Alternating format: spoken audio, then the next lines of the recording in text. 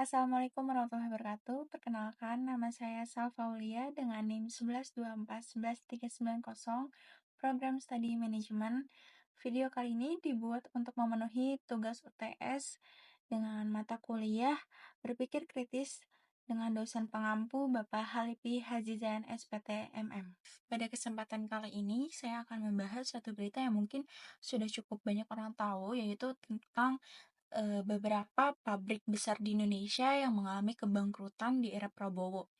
Oke, saya sudah mencari suatu sumber yang akan saya berikan tanggapan ataupun komentar ataupun pendapat dari diri saya sendiri mengenai berita tersebut.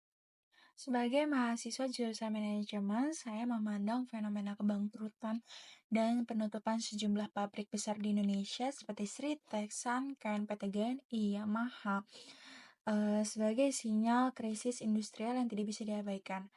Hal ini tidak hanya mencerminkan kegagalan tata kelola perusahaan level mikro, tetapi juga menunjukkan kesiapan sistematik pemerintah dan ketidakefisienan manajemen industri nasional dalam merespon dinamika pasar global yang cepat berubah. Dalam perspektif manajemen strategi, peristiwa ini mencerminkan ketidakmampuan perusahaan untuk beradaptasi dengan perubahan lingkungan eksternal baik dari sisi teknologi, permintaan pasar, dan tekanan kompetitor global.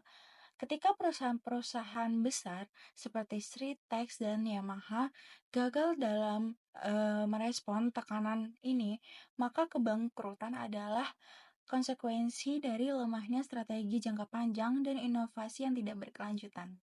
Dari sisi pemerintah, berita ini sekaligus memperlihatkan kurangnya intervensi mikroekonomi yang tanggap dan solutif.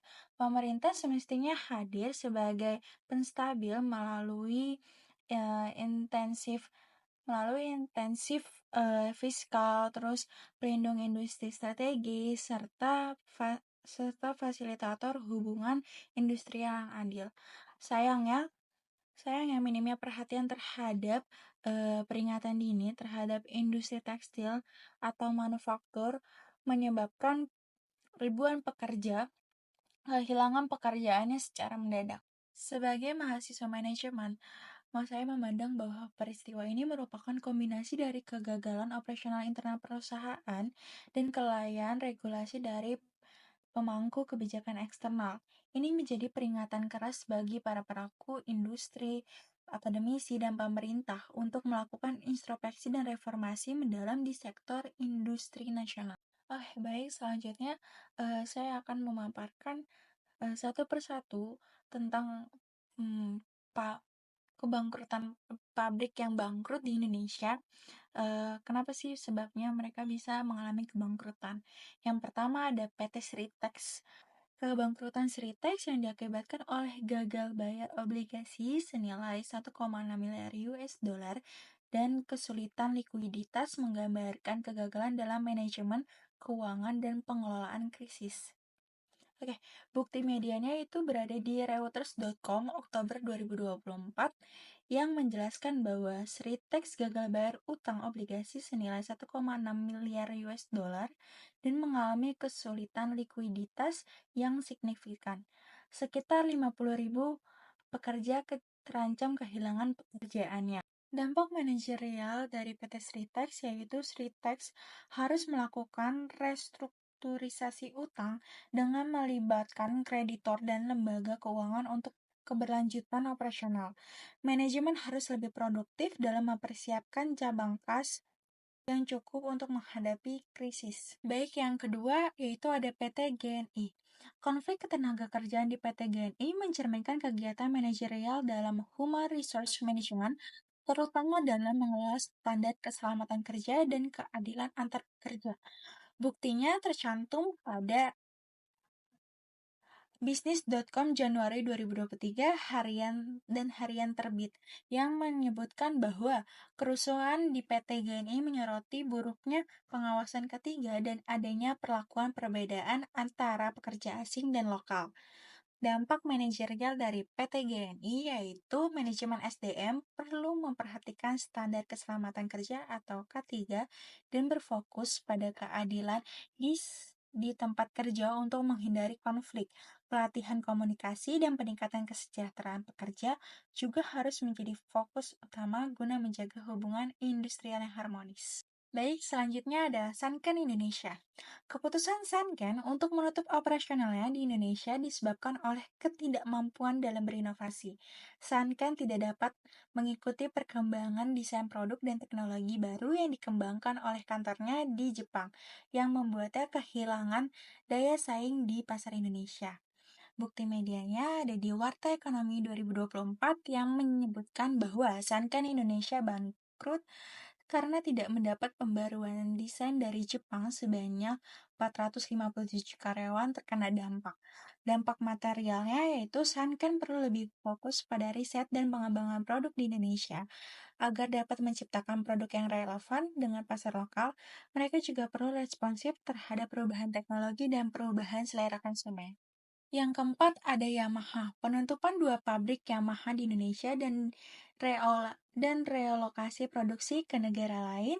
Dalam hal ini, Yamaha menghadapi penurunan permintaan produk piano yang disebabkan oleh perubahan preferensi pasar dan efisiensi produksi global. Yamaha memutuskan untuk memindahkan produksi ke negara-negara dengan biaya yang lebih rendah dan lebih efisien dalam produksi. Bukti medianya terdapat di CNBC Indonesia Februari 2005 dan CNN Indonesia yang menyebutkan bahwa dua pabrik Yamaha ditutup karena penurunan permintaan dan relokasi produksi. Sekitar 1.100 pekerja di PHK. Dampak manajerialnya, manajer Yamaha harus terus menilai efisiensi rantai pasokan dan memanfaatkan teknologi untuk menurunkan biaya produksi. Strategi globalisasi dan pemindahan produksi ke lokasi yang lebih strategis sangat diperlukan untuk bertahan di pasar global. Oke, baik. Selanjutnya saya akan membahas beberapa teori yang bersangkutan dengan kebangkrutan pabrik besar yang berada di Indonesia. Apa sih teori-teori yang menyebabkannya? Yang pertama itu ada teori siklus bisnis. Teori siklus bisnis mengemukakan bahwa perekonomian mengalami fluktuasi dalam periode ekspansi atau pertumbuhan dan kontraksi resesi. Dalam fase kontraksi, aktivitas ekonomi melambat, permintaan menurun, dan pendapatan berkurang, yang berpotensi menyebabkan kesulitan finansial bagi perusahaan bahkan kebangkrutan. Nah, ada beberapa penerapan kasusnya, yaitu kebangkrutan perusahaan-perusahaan besar Indonesia seperti Sritex, Sanken, dan Yamaha dapat dipahami melalui fase kontraksi ekonomi.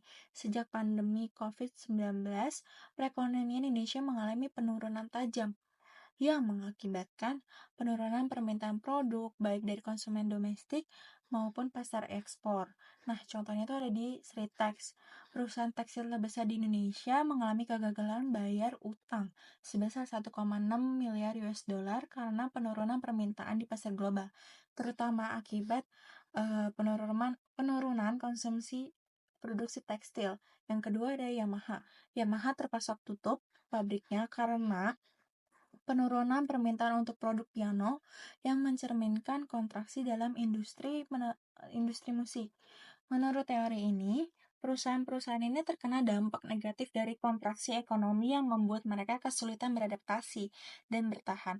Perusahaan-perusahaan yang tidak memiliki strategi diversifikasi atau efisiensi operasional yang kuat cenderung akan terpengaruh oleh kondisi ekonomi yang memburuk. Bukti empirisnya, menurut data dari Bank Indonesia pada tahun 2020, perekonomian Indonesia mengalami kontraksi yang dalam dengan PDB Indonesia mengalami penurunan sebesar minus 2,07%. Hal ini menyebabkan penurunan daya beli masyarakat dan menurunnya permintaan barang industri, yang menjadi faktor pemicu kebangkrutan beberapa perusahaan besar. Yang kedua, ada Sanken Indonesia juga tidak mampu bertahan karena ketidakpastian kebijakan dan tidak mendapat dukungan yang memadai dalam hal inovasi produk dari Jepang. Hal ini menghambat perusahaan dalam menjaga daya saing. Dalam konteks ini, teori Institusionalisme ekonomi menjelaskan bahwa ketidakpastian regulasi dan kekurangan kebijakan yang mendukung dapat memperburuk risiko bisnis dan menghambat pertumbuhan industri.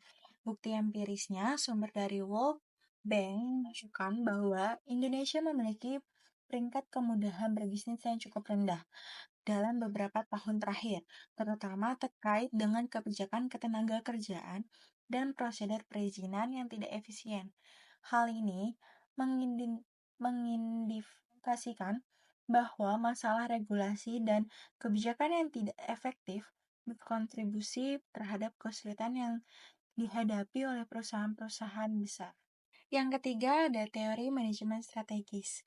Teori manajemen strategis berfokus pada perusahaan merumuskan dan mengimplementasikan strategi untuk mencapai tujuan jangka panjang dalam menghadapi tantangan eksternal dan internal. Teori ini mengasumsikan bahwa perusahaan harus memiliki visi dan misi yang jelas, serta strategis yang tepat untuk mengatasi perubahan lingkungan dan mencapai keunggulan yang kompetitif. Contoh penerapan kasusnya yaitu kebangkrutan beberapa pabrik besar ini mencerminkan kegagalan dalam merumuskan strategi jangka panjang yang tepat baik dalam hal diversifikasi produk, inovasi teknologi, dan efisiensi operasional. Contohnya di Sritex, yang dulunya menjadi pemain utama di pasar tekstil internasional, gagal beradaptasi dengan perubahan pasar dan tekanan persaingan global. Perusahaan ini mengalami kesulitan dalam perubahan pasar dan tekanan pesaing global. Terus ada PT GNI yang terlibat dalam sektor nikel juga menghadapi kegagalan dalam strategi diversifikasi dan ketergantungan yang tinggi pada sumber daya alam tanpa adanya strategi untuk mengelola risiko yang berhubungan dengan fluktuasi harga komoditas global. Bukti empirisnya terdapat dalam Research and Development atau R&D, perusahaan-perusahaan yang tidak berinvestasi dalam inovasi dan perubahan teknologi seringkali ketinggalan daripada pesaingnya. Data dari McKinsey dan Company menunjukkan bahwa perusahaan yang gagal berinovasi lebih rentan terhadap kegagalan dalam menghadapi perubahan tren pasar. Yang keempat ada teori keunggulan kompetitif. Teori keunggulan kompetitif dari Michael Porter menjelaskan bahwa perusahaan dapat bertahan dalam pasar yang kompetitif dengan memiliki keunggulan kompetitif yang berkelanjutan, yang dapat diperoleh melalui dua cara yaitu biaya rendah dan diferensiasi produk. Keunggulan ini kemungkinan perusahaan untuk mengalahkan pesaingnya dan menjaga posisi di pasar. Contoh penerapan kasusnya berdasarkan teori ini, kebangkrutan beberapa pabrik besar dapat dijelaskan oleh ketidakmampuan perusahaan dalam menciptakan atau mempertahankan keunggulan kompetitif. Contoh, Sritex gagal dalam diferensiasi produk dan hanya bergantung pada produk tekstil standar tanpa memperkenalkan inovasi dalam desain dan kualitas sehingga kalah bersaing dengan pesaing global yang lebih inovatif. Terus ada Yamaha. Dalam sektor alat musik, menghadapi tantangan besar dari produk substitusi dan perubahan selera konsumen yang membuatnya kesulitan mempertahankan posisi kompetitif di pasar. Empirisnya, menurut Porter, perusahaan yang dapat mempertahankan keunggulan biaya rendah dan keunggulan diferensiasi lebih cenderung bertahan dalam kondisi ekonomi yang sulit. Namun, perusahaan yang tidak beradaptasi dengan dinamika pasar global cenderung mengalami penurunan daya saing yang berujung pada kebangkrutan. Teori yang kelima ada kapabilitas dinamis. Teori kapabilitas dinamis mengemukakan bahwa kemampuan perusahaan untuk beradaptasi dengan perubahan lingkungan yang cepat adalah kunci untuk keberlanjutan jangka panjang. Teori ini mengacu pada kemampuan perusahaan untuk mengintegrasi, membangun, dan mengonfigurasi sumber daya internal untuk menanggapi perubahan pasar. Contoh penerapan kasusnya yaitu ada PT GNI yang berfokus pada eksplorasi nikel gagal dalam beradaptasi dengan pasar global yang terus berkembang, seperti transisi energi bersih yang mengurangi permintaan terhadap nikel sebagai bahan baku industri energi konvensional. Yang kedua ada Sanken. Sebagai produsen elektronik, juga tidak memiliki kapabilitas untuk berinovasi dan beradaptasi dengan tren teknologi baru yang mengubah cara produksi dan konsumen elektronik di dunia. Bukti empirisnya menurut TC et al. Tahun 1997 dalam jurnal mereka, perusahaan yang berhasil mengembangkan kapabilitas dinamis cenderung lebih sukses dalam beradaptasi dengan perubahan teknologi dan demand pasar yang cepat berubah. Yang terakhir, yang keenam, ada teori kewirausahaan. Teori kewirausahaan berfokus pada bagaimana individu atau perusahaan dapat menciptakan nilai melalui inovasi, peluang, dan pengelolaan risiko. Kewirausahaan yang baik berfokus pada penciptaan dan pemanfaatan peluang bisnis yang ada di pasar. Penerapan pada kasusnya contoh ada di Sritex, yang merupakan perusahaan besar di sektor tekstil, mungkin tidak cukup berani mengeksplorasi peluang baru di luar sektor tekstil tradisional, sehingga terjebak dalam pasar yang semakin menurun permintaannya. Yang kedua ada Yamaha. Dalam sektor alat musik, juga gagal berinovasi dalam mendiversifikasi produk dan tidak cukup peka terhadap perubahan preferensi konsumen yang lebih mengarah pada teknologi musik digital daripada instrumental tradisional. Bukti empirisnya, menurut Schumpeter, kewirausahaan yang berhasil mampu menghadirkan inovasi yang mendisrupsi pasar dan membawa perusahaan ke arah pertumbuhan yang berkelanjutan. Jika perusahaan gagal dalam hal ini, mereka akan tertinggal dan rentan terhadap kegagalan. Baik, selanjutnya saya akan memberikan dampak jangka panjang dan jangka pendek dari kebangkrutan yang terjadi atas pabrik-pabrik besar tersebut, yaitu dari Sritex, Sanken, PT GNI, dan Yamaha. Nah, dampak jangka pendeknya itu pertama dari peningkatan pengangguran dan kemiskinan.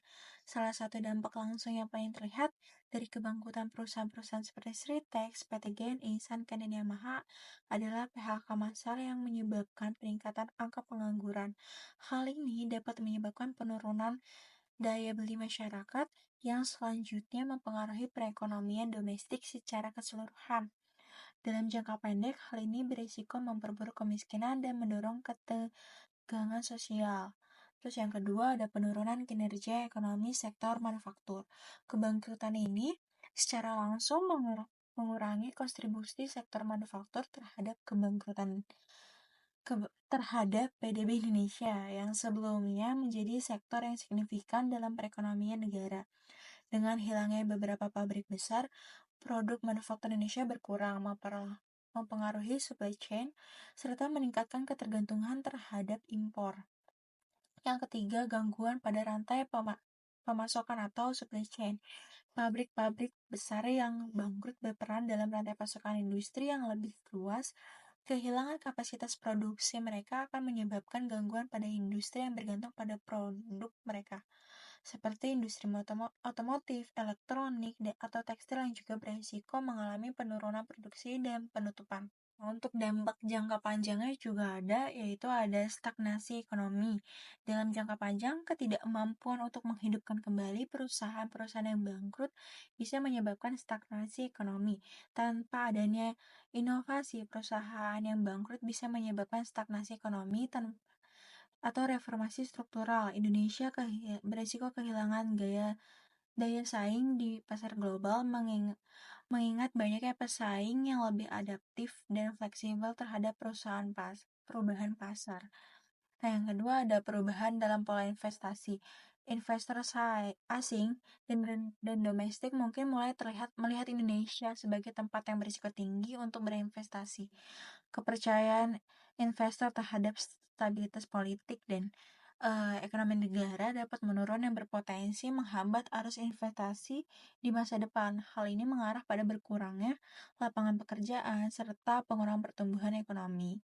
Dan ketiga, pengaruh terhadap struktur sosial. Jangka panjangnya kebangkrutan ini dapat menciptakan ketimpangan sosial yang semakin dalam. Pekerja yang kehilangan pekerjaan mungkin mengalami kesulitan dalam beradaptasi dengan perubahan pasar kerja, yang bisa berujung pada peningkatan ketegangan sosial dan bahkan perubahan demografi, seperti urbanisasi besar-besaran mencari peluang kerja di kota-kota besar. Selanjutnya saya akan membicarakan atau membahas mengenai solusi dan rekomendasi terhadap pemulihan perusahaan. Yang pertama ada reformasi struktur organisasi dan operasional. Setiap perusahaan yang bangkrut perlu melakukan evaluasi menyeluruh terhadap struktur organisasi dan proses operasional mereka. Efisiensi dalam penggunaan sumber daya dan peningkatan teknologi menjadi kunci untuk memastikan bahwa perusahaan tetap kompetitif. Perusahaan juga perlu beradaptasi dengan teknologi baru untuk merampingkan proses dan mengurangi biaya operasional. Yang kedua ada diversifikasi produksi dan pasar. Untuk mengurangi ketergantungan pada satu jenis produk atau pasar tertentu, perusahaan-perusahaan ini harus melakukan diversifikasi produk dan pasar. Hal ini memungkinkan perusahaan untuk mengurangi risiko fluktuasi pasar yang dapat mempengaruhi pendapatan mereka. Diversifikasi dapat mencakup pengembangan produk baru atau memasuki pasar internasional. Yang ketiga, inovasi dan pengembangan R&D. Peningkatan investasi dalam riset dan pengembangan ini sangat diperlukan untuk menciptakan produk yang lebih inovatif dan relevan dengan tren pasar. Perusahaan-perusahaan perlu mengalokasikan sumber daya yang lebih besar untuk inovasi produk agar tetap relevan dan dapat bersaing secara global. Selanjutnya ada solusi untuk lingkungan ekonomi. Kebijakan pemerintah yang mendukung industri. Pemerintah perlu menerapkan kebijakan yang mendukung pemulihan industri manufaktur, termasuk memberikan insentif pajak dan kredit mudah bagi perusahaan berinvestasi dalam teknologi dan kapabilitas baru. Selain itu, perbaikan regulasi terkait ketenagakerjaan dan perizinan usaha dapat memperbaiki iklim investasi di Indonesia. Yang kedua, pelatihan dan pengembangan keterampilan pekerja. Dengan meningkatnya pengangguran dari PHK massal, program pelatihan keterampilan bagi pekerja yang terkena PHK atau terkena dampak sangat penting. Program ini harus disesuaikan dengan kebutuhan industri yang berkembang, seperti industri digital dan teknologi digital agar pekerja dapat beradaptasi dengan cepat terhadap perubahan pasar kerja. Ada juga pembahasan mengenai beberapa teori atau ajaran dari tokoh-tokoh manajemen modern. Nah, yang pertama itu ada Peter Drucker, manajemen berbasis inovasi. Peter Drucker, seorang tokoh besar dalam manajemen modern, menekankan pentingnya inovasi dan perubahan dalam setiap aspek manajerial. Dalam konteks kebangkrutan perusahaan-perusahaan besar di Indonesia, Drucker akan menyarankan agar perusahaan berfokus pada inovasi sebagai kunci untuk bertahan dan berkembang. Hal ini tercermin dalam pernyataan yang terkenal, "The best way to predict the future is to create it." Perusahaan yang gagal berinovasi dan beradaptasi dengan perubahan adalah perusahaan yang akan tertinggal. Nah, yang kedua ada Michael Porter atau keunggulan kompetitif. Menurut Michael Porter, strategi yang sukses selalu berfokus pada keunggulan kompetitif, baik melalui biaya rendah maupun diferensiasi produk. Porter percaya bahwa perusahaan yang berinvestasi dalam diferensiasi dan strategi biaya rendah akan lebih tahan terhadap krisis ekonomi. Perusahaan-perusahaan yang bangkrut seperti Sritex dan Yamaha bisa belajar untuk lebih mengutamakan keunggulan kompetitif melalui inovasi produk dan efisiensi biaya operasional.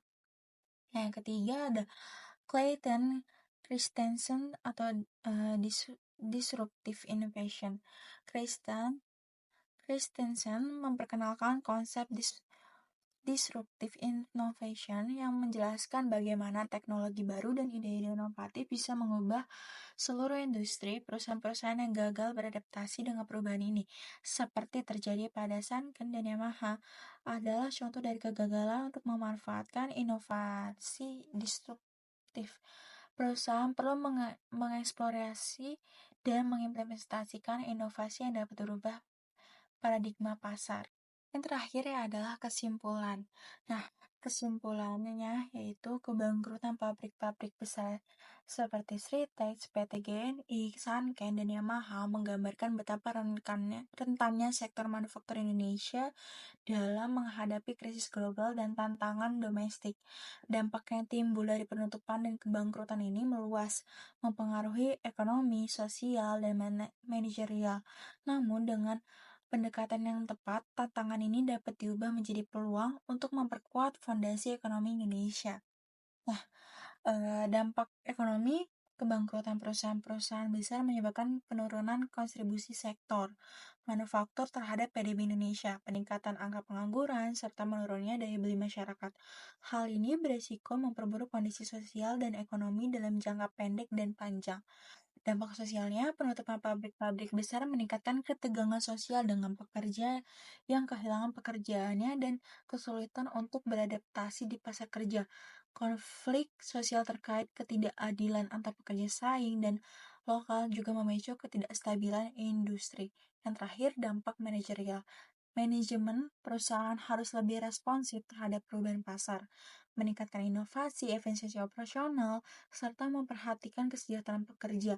Selain itu, reformasi kebijakan industri dan regulasi yang mendukung dunia usaha sangat diperlukan untuk mengurangi ketidakpastian yang ada. Kemudian rekomendasinya, dukungan kebijakan fiskal. Pemerintah perlu memberikan insentif pajak dan subsidi kepada perusahaan-perusahaan yang terdampak untuk memulihkan sektor manufaktur. Kebijakan ini akan membantu perusahaan mengurangi beban utang dan meningkatkan daya saing mereka. Selain itu, reformasi regulasi dan peningkatan fasilitas pembiayaan juga harus dipertimbangkan untuk mendorong investasi dan menciptakan iklim bisnis yang kondusif. Yang kedua, peningkatan hubungan industrial yang lebih adil. Untuk menghindari ketegangan antara pekerja asing dan lokal, perusahaan perlu mengimplementasikan kebijakan yang menjamin kesejahteraan pekerja, memberikan kesempatan yang adil bagi pekerja lokal, serta memperbaiki pengawasan kesehatan dan keselamatan kerja atau K3. Dialog antara manajemen dan serikat pekerja harus lebih terbuka untuk menjaga hubungan industrial yang harmonis dan mengurangi potensi konflik. Yang ketiga, inovasi dan teknologi dalam sektor manufaktur. Untuk mempertahankan daya saing dalam pasar global, perusahaan-perusahaan di sektor manufaktur harus lebih berfokus pada inovasi produk dan adaptasi teknologi, investasi dalam penelitian dan pengembangan atau R&D, dan penggunaan teknologi terbaru dapat membantu perusahaan meningkatkan kualitas dan efisiensi produksi. Selain itu, diversifikasi produk dan pasar juga perlu dilakukan untuk mengurangi ketergantungan pada pasar domestik yang cenderung mengalami fluktuasi. Yang terakhir, pengembangan keterampilan dan pelatihan kerja. Pemerintah dan perusahaan berkolaborasi dalam program pelatihan keterampilan untuk pekerja yang terkena PHK agar dapat beradaptasi dengan perubahan industri seperti industri digital, otomatisasi, dan teknologi tinggi. Program ini juga dapat membantu mengurangi pengangguran dan meningkatkan daya saing tenaga kerja Indonesia di pasar global. Secara keseluruhan, meskipun kebangkrutan perusahaan-perusahaan besar ini menimbulkan tantangan besar, dengan kerjasama antara pemerintah, manajer perusahaan, dan masyarakat, Indonesia memiliki kesempatan untuk keluar dari krisis ini dengan pertumbuhan ekonomi yang lebih kuat dan berkelanjutan. Jika solusi yang tepat diterapkan, Indonesia dapat memperkuat posisi sektor manufakturnya, menciptakan lapangan kerja baru, serta meningkatkan kualitas hidup masyarakat. Cukup sekian dari saya mengenai kebangkrutan pabrik-pabrik besar yang ada di Indonesia, dan cukup sekian juga untuk tanggapan komentar saya mengenai hal tersebut. Sekian dan terima kasih. Wassalamualaikum warahmatullahi wabarakatuh.